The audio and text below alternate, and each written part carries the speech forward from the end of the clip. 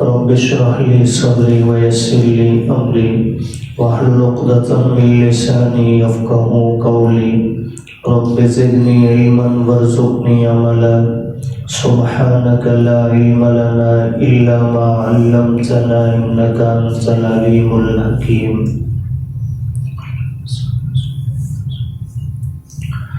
وَكَمْ أَهْلَكْنَا قَبْلَهُمْ مِنْ قَرْنٍ، اور کتنی ہی ہلاک کی ہم نے ان سے پہلے بستیاں. ہم اشد منہم بطشا، وہ زیادہ سخت تھے ان سے گرفت میں. فنقبوا فی البلاد، پس وہ کریدتے تھے شہروں میں. هل من محیص، کیا ہے کوئی بھاگنے کی جگہ. ان فی ذلک لذکری، بے شک اس سب کچھ میں نصیحت ہے. لمن کان لہ قلب، اس شخص کے لیے جس کے پاس دل ہے. او القی السمع، یا وقت ڈالے اپنے کانوں کو سننے کے لیے. وہو شہید، اس حال میں کہ وہ متوجہ بھی ہو. وَلَقَدْ خَلَقْنَا السَّمَاوَاتِ، اور البتہ تحقیق ہم نے پیدا کیا آسمانوں کو. وَالْأَرْضَ، اور زمین کو. وَمَا بَيْنَهُمَا، اور اس سب کچھ کو جو ان دونوں کے درمیان ہے. فِي سِتَّةِ أَيَّامٍ، 6 دنوں میں. وَمَا مَسَّنَا مِن لُغُوبٍ، اور نہیں چھوا ہمیں تھکاوٹ نے. فَاصْبِرْ، پس محبوب صلی اللہ علیہ وسلم آپ صبر کیجئے. عَلَىٰ مَا يَقُولُونَ، اس پر جو یہ لوگ کہتے ہیں. وَسَبِّحْ، اور آپ تسبیح بیان کیجئے. بِحَمْدِ رَبِّكَ، اپنے پروردگار کی حمد کے ساتھ. قبل طلوع الشمس، سورج کے طلوع ہونے سے پہلے. وقبل الغروب، اور سورج کے غروب ہونے سے پہلے. ومن اللیل، اور رات کے وقت میں بھی. فسبحوا، پس آپ اس کی تسبیح بیان کیجئے. وادبار السجود، اور سجدوں کے پیچھے بھی. سورہ کاف میں اللہ پاک نے مشرکین مکہ کے انکار آخرت کا ذکر فرمایا کہ مشرکین کا نظریہ یہ تھا کہ اس دنیا سے مر جانے کے بعد دوبارہ کوئی زندگی نہیں، بس مٹی میں مل جائیں گے، ختم ہو جائیں گے. تو اللہ پاک نے ان کی تردید کے لیے اپنی قدرت کی چند نشانیاں بھی بیان فرمائی کہ جو رب اس سب کچھ کے بنانے پر قادر ہے، وہ انسان کے مٹی کے اندر مل جانے کے بعد اس کے ریزوں کو اکٹھا کر کے دوبارہ زندہ کرنے پر بھی قادر ہے. پھر اللہ پاک نے مشرکین کی سزا کا بیان فرمایا اور ضمن میں جنت اور جہنم کے تذکرے فرمائے. اب آج کی آیات کے اندر اللہ پاک نے مشرکین مکہ کے لیے بھی تنبیہ کی طور پر چند جملے ارشاد فرمائے اور پھر نبی کریم صلی اللہ علیہ وسلم کو چند نصیحتیں فرمائیں. تو پہلا حصہ مشرکین مکہ سے متعلق ہے. ارشاد فرمایا وَكَمْ أَهْلَكْنَا قَبْلَهُمْ مِنْ قَرْنٍ. یہ مشرکین مکہ کس کمانڈ میں مبتلا ہیں؟ کیا دیکھتے نہیں ہم نے کتنی ہی ہلاک کی ان سے پہلے قومیں بستیاں، یعنی ان سے پہلے بھی کتنی قومیں دنیا میں آئی جنہوں نے ہماری توحید کا انکار کیا، وقت کے پیغمبر کی بات کو نہیں مانا تو ہم نے انہیں ہلاک و برباد کیا، تو یہ بھی بچ نہیں پائیں گے. فرمایا ہم اشد منہم بطشا، وہ سابقہ قومیں زیادہ سخت تھی ان سے پکڑنے میں، گرفت میں. قوم عاد سمود کے تذکرے آپ سماعت کر چکے ہیں. اللہ نے وجود بھی اتنا لمبا عطا کیا، اتنا مضبوط عطا کیا کہ ان کے قد کے برابر بھی ہمارے اس امت کے قد نہیں، ان کی طاقت کے برابر بھی اس امت کے پاس طاقت نہیں ہے۔ تو اللہ نے ان کو انتہائی مضبوط بنایا، لیکن جب انہوں نے اللہ کو مانا نہیں جیسے ماننے کا حق ہے، اللہ نے عذاب میں مبتلا کیا انہیں۔ فَنَقَّبُوا فِي الْبِلَادِ، فرمایا وہ سابقہ لوگ کو ریدتے تھے شہروں کے اندر۔ اس جملے کے کئی معنی مفسرین نے بیان کیے ہیں۔ ایک معنی تو یہ ہے کہ یہ لوگ بڑے بڑے شہر انہوں نے آباد کیے، پہاڑوں کو کرید کر اپنے گھر بنائے، یعنی صحراؤں میں انہوں نے اتنی محنت کی کہ اس صحرا کو بھی انہوں نے شہر میں بدل دیا۔ ان پہاڑوں میں اتنے عالی شان محل بنائے کہ یوں لگنے لگا کہ وہ پہاڑ نہیں، اب وہ کوئی شہر ہے۔ ایک معنی یہ ہے۔ دوسرا معنی یہ ہے کہ وہ شہروں کو کریدنے لگے، یعنی شہروں میں سفر کرنے لگے۔ اس سے ان کی تجارت کی وسعت کی طرف اشارہ ہے کہ اتنا اللہ نے انہیں مال دے رکھا تھا کہ وہ ایک دن اگر ایک شہر میں ہیں، دوسرے دن تجارت کا سامان لے کر دوسرے شہر میں ہیں، لیکن ان کے یہ اسباب انہیں اللہ کے عذاب سے بچا نہیں سکے۔ اور تیسرا معنی مفسرین نے اس جملے کا یہ کیا ہے کہ اس جملے کا تعلق سابقہ قوموں سے نہیں بلکہ مشرکین مکہ سے ہے کہ ہم نے کتنی ہی قومیں ہلاک کی جو ان سے زیادہ سخت تھی، اور یہ مشرکین مکہ ان کے شہروں میں سفر بھی کرتے ہیں، یعنی ان کے کھنڈرات کو یہ دیکھتے بھی ہیں۔ تو کیا اب بھی انہوں نے سبق حاصل نہیں کیا؟ حل من محیص، فرمایا کیا انہوں نے غور نہیں کیا کہ کوئی ہے بھاگنے کی جگہ؟ اللہ جب پکڑنے پہ آ جائے، سورہ بروج پارہ نمبر 30 میں اللہ نے اپنی گرفت کا ذکر فرمایا، ان بطش ربک لشدید، اللہ سب کی حفاظت فرمائے، اللہ اپنا فضل فرمائے، گرفت سے اپنی سے بچائے۔ تو فرمایا اللہ کی پکڑ انتہائی سخت ہے، اور جب اللہ پکڑ لے کائنات کی کوئی ایسی طاقت نہیں جو اللہ کے پکڑے ہوئے کو چھڑا سکے۔ یہ اللہ کے پکڑے ہوئے کو چھڑانے کی ہمت کسی میں ہے ہی نہیں۔ بس اوقات ایسے مواقع پر بعض لوگ محبت میں آ کر کسی ہستی کی کہہ دیتے ہیں کہ فلاں ہمیں چھڑا لیں گے۔ کیا مطلب؟ اللہ پکڑ لیں، وہ چھوڑنا نہ چاہیں، تو کیا کوئی اللہ کا ولی، کوئی اللہ کا بزرگ، کوئی اللہ کا پیغمبر چھڑا سکتا ہے جسے اللہ نہ چھوڑنا چاہے؟ ہرگز نہیں۔ اللہ کے پیغمبر، اللہ کے ولی چھڑائیں گے کہاں؟ یہ ان کا مطلب نہیں کہ اللہ نے، میں مثال دے رہا ہوں، حالانکہ اللہ پاک ہماری طرح کے وجود سے پاک ہے، ہاتھ سے پاک ہے، اعضاء سے پاک ہے، لیکن کوئی بڑا مثلا باپ ایک بچے کا ہاتھ یوں پکڑ لے سزا دینے کے لیے، میں نے اسے سزا دینی ہی دینی ہے۔ اب اولاد میں سے کوئی چھوٹا اٹھ کر اپنے باپ کے ہاتھ سے اسے کھینچ کر چھڑا سکتا ہے؟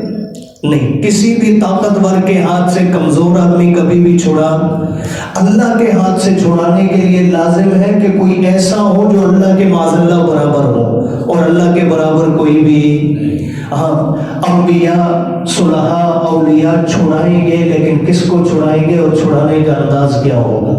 یہ نہیں کہ جا کر اللہ کے ہاتھ سے چھین لیں گے کہ اللہ نہیں آپ کیسے اس کو جہنم میں ڈال لیں، میں نے اس کو جنت میں لے کے جانا ہے، نہیں، یہ انداز نہیں ہوگا۔ اس کے لیے میں صاف مثال انشاءاللہ بات آپ کی سمجھ میں آ جائے گی۔ میدان محشر لگے گا، ابھی بعد میں پکڑنے کے معاملات ہوں گے، جنت جہنم کے فیصلے بعد میں ہونے ہیں، ابھی حساب ہی نہیں شروع ہو رہا ہوگا۔ زمین تانبے کی مانند ہوگی، سورج سوا نیزے پر ہوگا، گرمی سے جو ہے لوگوں کی حالت خراب ہو رہی ہوگی، اور اللہ اتنے غصہ اور جلال میں ہوں گے کہ حساب بھی نہیں شروع فرمائیں گے۔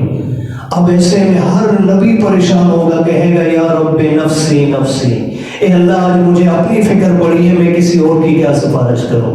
ساری امتیں جمع ہو کر نبی کریم صلی اللہ علیہ وسلم کے پاس آئیں گی۔ یہ میرے اور آپ کے پیغمبر صلی اللہ علیہ وسلم کا اعزاز ہے، ہر نبی کی امت حضور کے پاس آئے گی۔ اے اللہ کے محبوب، سارے دروازوں پر جا چکے ہیں، کسی سے ہمیں امید نہ ملی، اب آپ کے پاس آئے، آپ کے سوا کوئی نہیں ہے جو اللہ کے جلال کو، غصہ کو جو ہے ٹھنڈا کر سکے۔ حضور کے پاس آئیں گے، اب حضور علیہ السلام باوجود رب تعالیٰ کے محبوب ہونے کے یہ نہیں فرمائیں گے یہ تو مسئلہ ہی کوئی نہیں، میں چٹکیوں میں حل کر دیتا ہوں، نہیں، حدیث مبارکہ کے الفاظ میں حضور کیا کریں گے جی؟ سجدے میں گر جائیں گے۔ حضور کیا کریں گے؟ سجدے میں گر جائیں گے۔ اتنا لمبا سجدہ فرمائیں گے، ساری زندگی میں اتنا لمبا سجدہ حضور نے کبھی نہیں فرمایا، اتنا لمبا سجدہ۔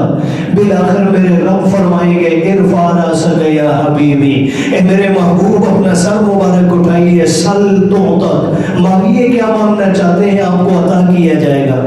اشفع تشفع، آج سفارش کیجیے آپ کی شفاعت قبول کی جائے گی۔ تو یہ ہے اللہ کے دربار سے چھڑانے کا انداز۔ یہ نہیں کہ اللہ کے سامنے اکڑ کے کھڑے ہو جائیں گے، اے اللہ تیرا باغی ہے تو کیا ہوا، مجھ سے تو محبت کرتا تھا نا، میں اپنے ساتھ لے جاؤں گا، نہیں، اللہ کے حضور گڑ گڑا کر معافی مانگیں گے، اے اللہ گنجائش ہے تو اپنے اس بندے کو معاف کر دیں، تو تب اللہ پاک جو ہے معافی کی صورت پیدا فرمائیں گے۔ اور اسی بات کا یہاں بھی ذکر فرمایا حل من محیص، کیا ہے کوئی بھاگنے کی جگہ، جائے پناہ؟ اور فرمایا یہ اتنی بڑی بڑی، اب جتنی قومیں ہلاک ہوئی ہر قوم کے اندر وقت کے نبی کے رشتہ دار بھی موجود۔ حضرت ابراہیم علیہ السلام کی قوم دیکھیں تو باپ کہاں گیا جی ہلاک ہونے والوں میں۔ حضرت موسیٰ علیہ السلام کے زمانے کے اندر دیکھیں تو سوائے ان کے بھائی کا اور ان کی وہ فیملی جو حضرت شعیب علیہ السلام کے گھر سے ان کی اہلیہ کی صورت میں اولاد کی صورت میں آئی، باقی خاندان کہاں ہے؟ یہ سارے کے سارے ہر نبی، حضرت نوح کا بیٹا کہاں ہے؟ یہ سب کے ساتھ جو ہے ہلاک ہونے والوں میں کیا نبی نہیں چاہتے ہوں گے کہ یہ بچ جائیں؟ لیکن چونکہ اللہ کے قانون کے مطابق بچنے کا کوئی راستہ نہیں تھا، اس لیے ہلاک ہوئے۔ تو اس لیے اللہ فرمائے ان فی ذالک لذکری، ان سابقہ قوموں کی ہلاکت میں نصیحت ہے، لیکن کس کے لیے؟ لمن کان لہ قلب، اس کے لیے جس کے پاس واقعی دل موجود ہے، گوشت کا لوتھڑا نہیں، جن کے پاس حقیقت میں کہلائے جانے کے قابل دل موجود ہے، جسے دل کہا بھی جائے۔ اور حقیقی دل وہ دل ہے کہ جو یہ پہچان لے کہ مجھے بنانے والے جیسا کوئی اور نہیں ہے۔ جس نے رب کو پہچانا نہیں وہ دل دل ہی نہیں ہے، یہ ذہن میں رکھ لیں۔ اس لیے ہمارے ہاں مجازی محبت کے لیے کہہ دیا جاتا ہے جی بڑا دل ہے ماشاءاللہ، یہ دل دل نہیں، جس نے رب کو پہچان لیا وہ اصل دل ہے۔ جس نے رب کو نہیں پہچانا اس کے پاس تو ویرانہ ہے، کوئی دل موجود نہیں۔ تو فرمائے بے شک اس میں نصیحت ہے اس کے لیے جس کے پاس دل ہے۔ او القى السمع وهو شہید، یا اس نے کان لگا لیے اور دل سے بھی متوجہ رہا۔ اب یہاں سننے کے آداب بھی بیان کر دیے۔ ہمیں بسا اوقات اچھی بڑی گفتگو ہوتی ہے، ہمارے پلے نہیں پڑتی، اللہ نے اس کے لیے 2 اصول یہاں بتلا دیے کہ بات سمجھ تب آئے گی جب کان بھی لگائیں گے اور دل سے بھی متوجہ ہوں گے۔ اب کان تو لگائے ہوئے، آواز کانوں میں آ رہی ہے، لیکن دل میں تصورات میں کہیں اور پہنچے ہوئے ہیں، گھر کے حساب چل رہے ہیں، دفتر کے حساب چل رہے ہیں، تو بات کبھی سمجھ میں نہیں آئے گی۔ لفظ تو کانوں میں پڑے، پتہ کوئی نہیں چلے گا مقصد کیا ہے۔ تو اس لیے فرمایا کان لگا لیے وہو شہید، اس حال میں کہ وہ دل سے بھی متوجہ رہا۔ اب اگلی آیت کریمہ میں اللہ نے اپنی قدرت کا پھر ذکر فرمایا۔ فرمایا اصل وجہ کیا ہے کہ انہوں نے اس ذات کو نہیں پہچانا جو اتنے کمال کی مالک ہے۔ فرمایا وَلَقَدْ خَلَقْنَا السَّمَاوَاتِ وَالْأَرْضَ وَمَا بَيْنَهُمَا فِي سِتَّةِ أَيَّامٍ، البتہ تحقیق ہم نے تو آسمان اور زمین اور ان کے درمیان جو کچھ ہے یہ سارے کا سارا 6 دنوں میں بنا ڈالا۔ اب یہاں پہلی چیز یہ ذہن نشین کر لیں، ان 6 دنوں سے مراد آج کل میرے آپ کے ہاں جو شمسی اعتبار سے یا قمری اعتبار سے دن اور راتیں ہیں یہ مراد نہیں ہے۔ یہ کہ کون سے دن مراد ہیں ان کی حقیقت اللہ کے سوا کوئی نہیں جانتا۔ اب قرآن مجید ہی میں کہیں پر اللہ نے ایک دن کو 1000 سال کے برابر قرار دیا، کہیں پر اللہ نے قیامت کے دن کا ذکر کرتے ہوئے فرمایا معاشر کے اندر ایک دن 50,000 سال کے برابر ہوگا دنیا کے اعتبار سے۔ اب یہاں کون سا دن مراد ہے؟ ایک گھڑی مراد ہے، ایک لمحہ مراد ہے؟ حالانکہ اللہ وقت کے محتاج ہے، آج دنیا کا کاریگر تو یہ تپائی بنانے کے لیے مٹیریل سارا موجود ہو تو تب بھی اسے وقت درکار ہے، وہ فوراً سے تو آپ ہمارے سامنے بنا کر نہیں رکھ سکتا، لیکن اللہ کی ذات ایک لمحے کی بھی محتاج نہیں۔ کن فیکون، یہ اس کی شان ہے، حکم فرما دے کن، یہ بھی سمجھانے کے لیے اللہ کو کن کہنے کی بھی ضرورت نہیں ہے، وہ اتنا کمال قدرت کا مالک ہے۔ لیکن ہمیں سمجھانے کے لیے فرمایا تم ایک چھوٹا سا گھر 2-2.5 مرلے کا بناؤ، اور اکیلا مستری نہیں بناتا، ساتھ اس کے مزدور بھی ہوتے ہیں، ایک آدمی نہیں کئی آدمی مل کر بناتے ہیں، کوئی مٹیریل لا کر پہنچا رہا ہے، کوئی کیا کر رہا ہے، لیکن اس کے باوجود چھوٹا سا گھر بنانے میں تمہارے مہینوں لگ جاتے ہیں۔ تم ان کمزور لوگوں کو تم اٹھا کر اس رب کے برابر بنا رہے ہو جس نے یہ ساری کائنات محض 6 دنوں میں بنا ڈالی۔ یہ ہمیں سمجھانے کے لیے ہے کہ ایک معمولی انسان کو اٹھا کر، وہ کوئی ہی کیوں نہ ہو، جناب ابراہیم اللہ کے پیغمبر، جناب اسماعیل اللہ کے پیغمبر، دونوں نے مل کر بیت اللہ بنایا۔ اب اس کی میرے پاس جو ہے نا وہ دنوں کے حساب سے تعداد تو اس وقت علم میں نہیں ہے، لیکن مہینوں لگے۔ کتنے لگے جی؟ مہینوں لگے۔ ایک بیت اللہ بنانے میں 2 نبیوں کے لیے کئی مہینے درکار تھے، تو اللہ کی ذات کے برابر کوئی نبی بھی نہیں ہو سکتا کہ اللہ اتنی کمال قدرت کے مالک۔ اور فرمایا 6 دن میں بنانے کا یہ مطلب نہیں کہ اتنا بڑا کام کرنے کے بعد اللہ تھک گیا، معاذ دنیا کا معمار تھک جاتا ہے، لیکن فرمایا وَمَا مَسَّنَا مِن لُغُوبٍ، نہیں چھوا ہمیں کسی تھکاوٹ نے، ذرا بھی تھکے بھی نہیں ہم۔ یہ یہود پر رد ہے۔ یہودیوں کی کتابوں میں، بائبل میں، تورات وغیرہ میں آج بھی عبارت موجود ہے کہ 6 دن اللہ نے جو ہے زمین و آسمان اور یہ سب کچھ بنایا، اور 7ویں دن ہفتے کے دن اللہ پاک نے آرام فرمایا۔ معاذ اللہ کے آرام کی ضرورت اسے ہوتی ہے جو تھک جائے، اور اللہ تھکنے سے پاک ہے جی، تو اس لیے اس کی تردید اللہ نے فرما دی کہ ہمیں کوئی تھکاوٹ نہیں پہنچی۔ اب اگلی 2 آیات میں اللہ پاک نے نبی کریم صلی اللہ علیہ وسلم کو نصیحت فرمائی ہے۔ نصیحت حضور کی ذات مبارکہ کو ہے، لیکن سمجھانا مجھے اور آپ کو مقصود ہے۔ یہ کام میرے آپ کے کرنے کے ہیں، یہ ہر اس داعی کے کام ہے جو حضور علیہ السلام کا دین امت تک پہنچانے کی ذمہ داری ادا کر رہا ہے۔ ظاہر بات ہے جب آپ بات کریں گے تو سارے آپ سے راضی نہیں ہوں گے، ناراض بھی ہوں گے، لوگ باتیں بھی کریں گے، جملے بھی کسیں گے، آپ کی ضروریات کا خیال بھی نہیں رکھا جائے گا، تو آپ ان آزمائشوں کی وجہ سے دین کی بات چھوڑیں گے نہیں، بلکہ کیا کرنا ہے؟ فَاصْبِرْ عَلَىٰ مَا يَقُولُونَ، پہلا کام فرمایا جو یہ لوگ مشرکین مکہ باتیں کرتے ہیں نا، ان پر آپ صبر کیجیے۔ یہ کل بھی میں غالباً ذکر کر چکا ہوں یا پچھلے کسی درس میں کہ صبر کرنے کی چیز ہے۔ آزمائش آ گئی، فرمایا اس پر صبر کیجئے، جواب نہ دیجئے، آپ آگے سے رنجیدہ بھی نہ ہو۔ دوسرا کام وَسَبِّحْ بِحَمْدِ رَبِّكَ، تسبیح بیان کیجئے اپنے رب کی تعریف کے ساتھ۔ اللہ نے اوقات بھی بیان فرما دیے، یہ مسئلہ بھی سمجھا دیا کہ اس کا یہ مطلب نہیں کہ سارا دن تسبیح لے کر پھرتے رہے، نہیں، سارا دن مصلی بچھا کر بیٹھ جائیں، نہیں، فرمایا کہ پیٹ بھی لگایا ہے، ضروریات زندگی بھی ہیں، میں وقت بتلا دیتا ہوں، ان اوقات میں تسبیح بیان کرنا تمہارا کام ہے، تمہارے 24 گھنٹے کو عبادت میں لکھنا میرا کام ہے۔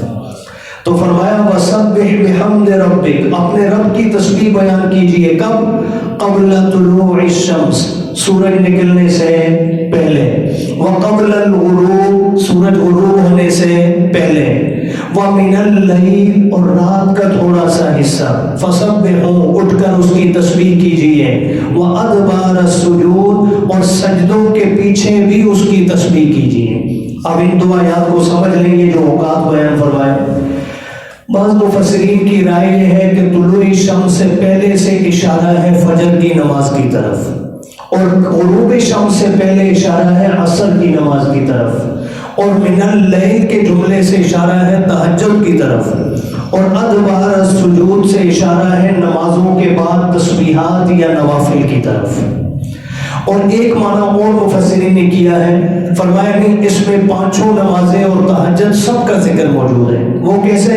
قبل طلوع الشمس فجر مراد ہے، قبل الغروب سے مراد یعنی سورج نکلنے کے بعد سورج غروب ہونے تک کا یہ درمیان کا پیریڈ، اس کے اندر ظہر اور عصر دو نمازیں ہیں، اور من اللیل سے مراد رات کی نمازیں یعنی مغرب اور عشاء ہیں۔